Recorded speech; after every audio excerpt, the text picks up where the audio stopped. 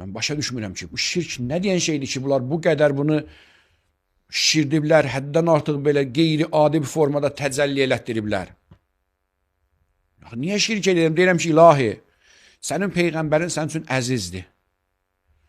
Ona xatir mənim hacətimi verginən. Onun məqamına, onun hörmətinə xatir, onun cahına xatir, onun mənzilətinə xatir.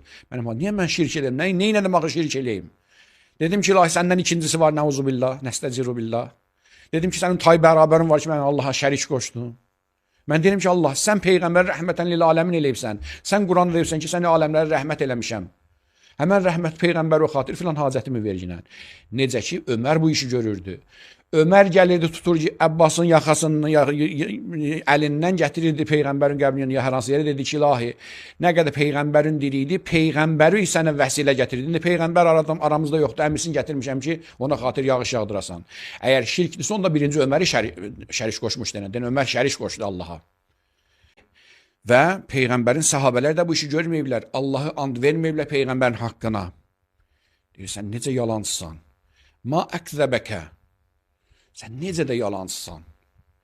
Məyər bu qədər hədisləri sən görmədin, yəni birini də görmədin ki, necə peyğəmbər and verilir. Quran özü deyir ki, peyğəmbərin yanına gəlsinlər, onun yanında Allahdan istiğfar eləsinlər. Ya Rəsulullah, sən onlar üçün istiğfar elə. وَلَوْ أَنَّهُمْ إِذْ ظَلَمُوا جَاءُوكَ فَاسْتَغْفَرُوا اللّٰهَ Əgər onlar zülm eləyəndə sənin yanına gəlsəydilər, فَاسْتَغْفَرُوا اللّٰهَ Allahdan bağışlamaq istəyirlər və استَغْفَرَ لَهُمُ الرَّسُولُ və peyğəmbər də onlar üçün bağışlamaq diləsəydilər وَجَدُوا اللّٰهَ تَوَّابًا رَحِيمًا Onda Allahı bağışlayan görəcəkdilər, tövbələri qəbul edən görəcəkdilər. Quran açıq aşağıdır, sənin yanına gəlib, sənin yanında Allahdan bağışlamaq istəsinlər. Peyğəmbərin sahabələri bu işi görmürlər. Peyğəmbərin sahabələri Allaha peyğəmbərin məqamına and vermirdilər, Allahdan istəmirdilər. Sübhanallah.